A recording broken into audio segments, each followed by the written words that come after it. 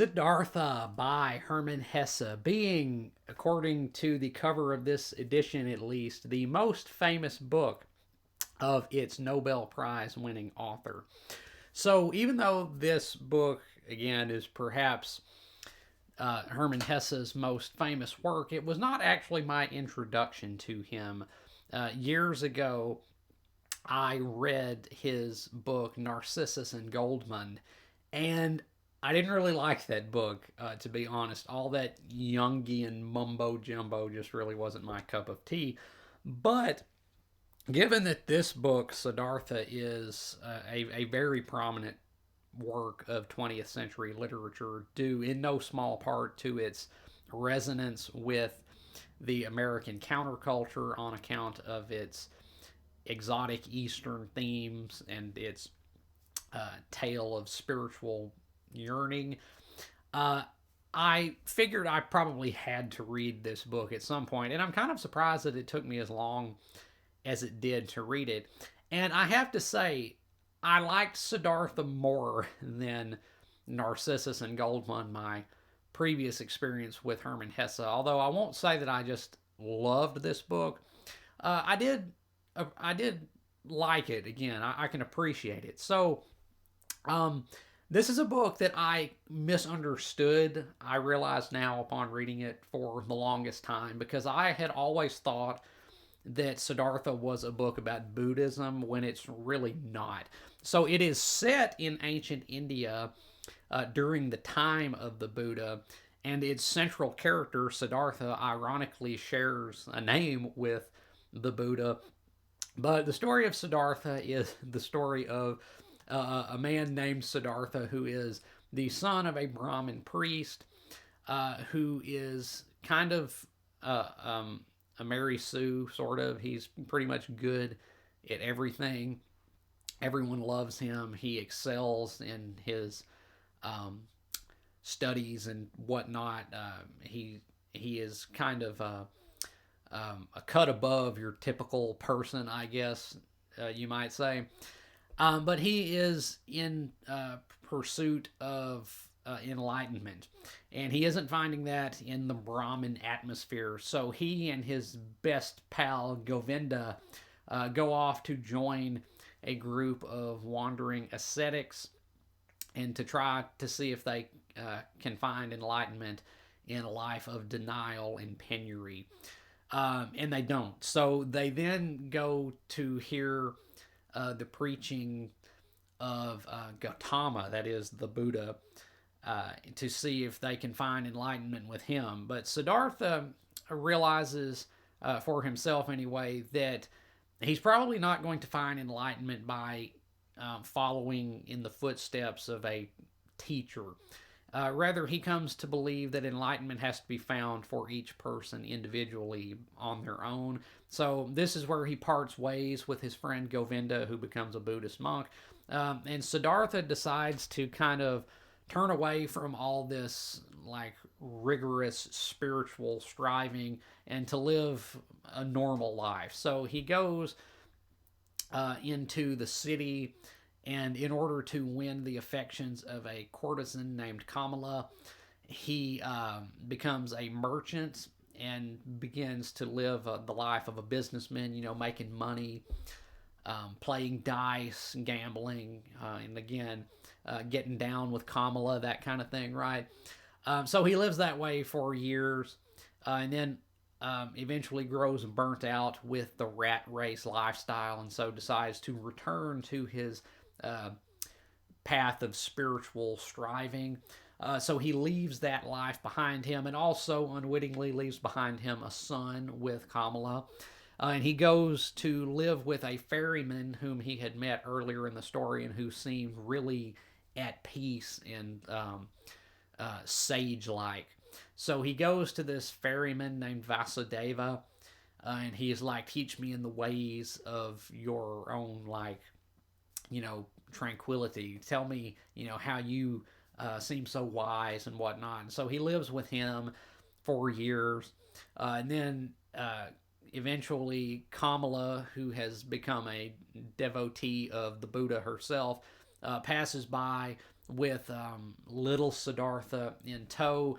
She gets bit by a snake and dies, and so then Siddhartha is left trying to raise his young son, who has been raised in an atmosphere of opulence and really does not have any patience for a life of poverty, living in a shack as Siddhartha and the ferryman do. So he runs off, but it's okay because Vasudeva tells Siddhartha that everyone has to find their own way, and so he should just let his son go and live his life on his own. So Siddhartha eventually gets over that, and then eventually Vasudeva tells Siddhartha, literally, it's like that Master Oogway thing. He's like, my time has come. So then he just walks off into the woods, never to be seen again, presumably to die or become one with everything, I guess, in other words.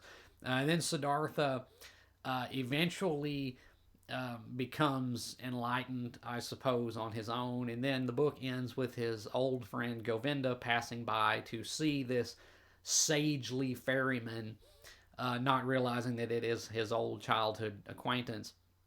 And then Siddhartha reveals who he is, and Govinda is like, tell me, how you've come to be so enlightened, how you have achieved inner peace. And because I want to know, because I've spent my whole life pretty much as a Buddhist monk and I still haven't found it. So Siddhartha tells him his personal philosophy that the world is always complete because everything contains that which it is not, or something like that. Time does not exist, or something like that. And that everything in the world, even the seemingly bad stuff, should be loved and appreciated. And Govinda's like, I don't get what you're laying down. This doesn't make much sense to me. But then, after kissing his old friend on the forehead, he achieves a spontaneous epiphany of enlightenment and realizes that Siddhartha truly is a wise man, and he bows to him. And that is how the book ends. Spoilers, maybe, I don't know. This book isn't really something that I think is reliant on plot for investment. It's more for the overall effect of the spiritual journey of its central character. That seems to be the allure of this book. So that is the plot. Let's talk about how this book holds up when analyzing it based on its component attributes, its component parts. So let's start with the writing. And this is something that definitely carried over from my last experience with Hesse reading Narcissus and Goldman, because Hermann Hesse's writing style is very, very expository. It's there's very little in terms of like showing here. It's mainly all just telling, and his writing is very direct and very simplistic. There's not really much razzle dazzle with his prose. It's just, again, very direct, very straightforward. What he wants you to know, he just tells you. There's not much to dissect because he kind of just lays it all out there blatantly. And for this book, I guess that works okay, because this book kind of has almost like a fable-like quality to it. It's a very short book, and it's told in such a simplistic style, and it's told with such earnestness that I guess overall it kind of works. But honestly, I can also see people like not liking this style of writing because it's kind of removed from a lot of the writing which we typically acclaim. It feels kind of odd, or it can, when reading Hesse's style. But, it works, I guess. There's nothing bad about it. It's just very, very blatant. Again, there's not much for the reader to read into because it's all just kind of told. There's not much mystery here. What he wants you to know, he tells you. And it is it's just a very expository style of writing, which some might dislike, some might like. But, for this story, I guess it works because maybe this story is some kind of like extended Cohen or something.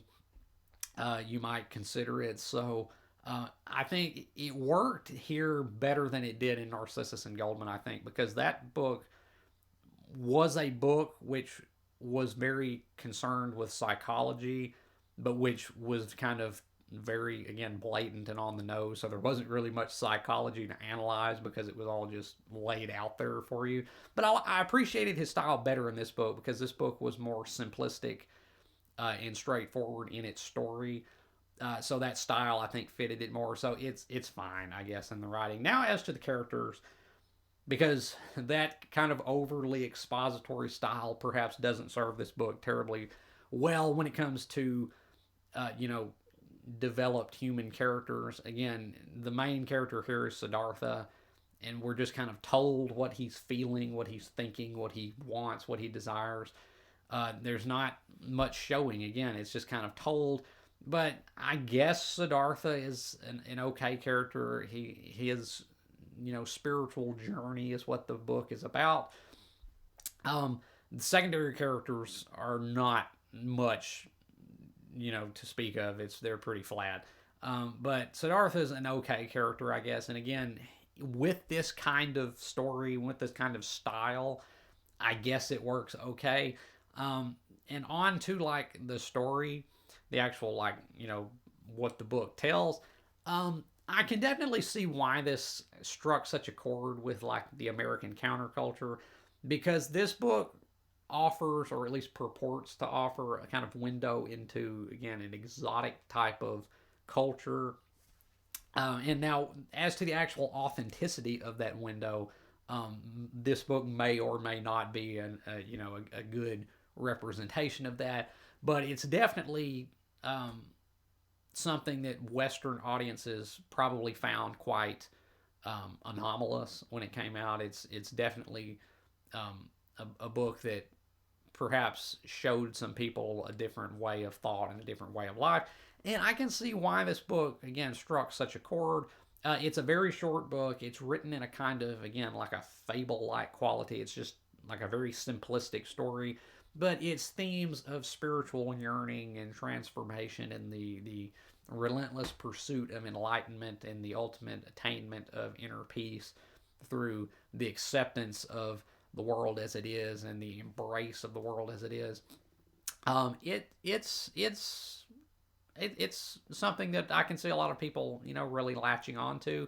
Again, I didn't really love this book, but I didn't dislike it either. I'd say that I liked it okay, and definitely more than my last outing with Hesse.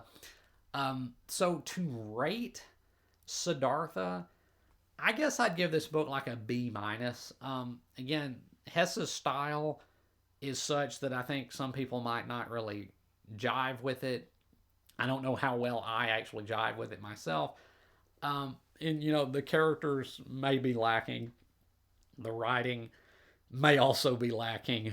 And the way the story is told in just this blunt, expository, here's what you need to know, you don't have to think about it, I'm just going to tell it to you type style, you know, it'll work for some and not for others, I guess. But I could appreciate it in this instance. Now, I have to say, um, I'm still kind of baffled just from my limited, at present, two book experience with Hesse, being Narcissus and Goldman and now Siddhartha. I'm still a little perplexed as to how this guy won the Nobel Prize, because while I can appreciate this book, I was far from like bowled over by it. I wasn't really all that impressed by it.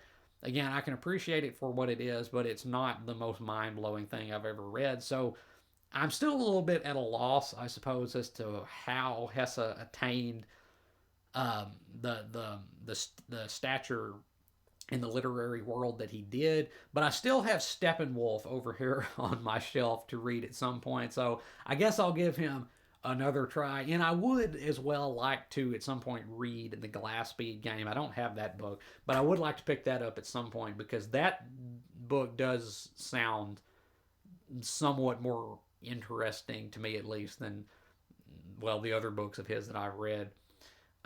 So I would like to give that book a go at some point. But yeah, Siddhartha, I'll give it a B minus. It's a very okay book. I can appreciate it again for what it is, and I see what there is to like in this book, even if I myself didn't really just drool all over it like some people might. But again, I can understand why, a certain strata of society at a certain moment in time really latched on to this book because it did offer kind of an alternative perspective on some things. And I'm sure it felt sufficiently foreign and exotic that it kind of, um, you know, fomented a kind of interest around it uh, to some people at least. So yeah, I can appreciate it for what it is, and like I say, I'll give it a B minus. I think it's a very okay book. So yes, Siddhartha by Hermann Hesse. Have you read the book? If you have, let me know down in the comments what you thought about it, whether you have agreed or disagreed with anything I've said about it here today. And if you haven't read Siddhartha, I could maybe recommend picking this up. It's not going to take you very long to read. It's a pretty short book. It's not something that's going to really break your brain trying to figure it out because, again, he pretty much just tells you what he wants you to know in this. Um, but, again, it does offer an interesting and perhaps alternative perspective on life and the world. Um, and again, how authentic that actually is to the worldview that this book is representing. I'm not sure, but it's there's something here to like, so I could recommend this. And as always, if you have enjoyed anything you've seen or heard here today, remember to hit that like button and subscribe. I would really appreciate it. And until next time, peace.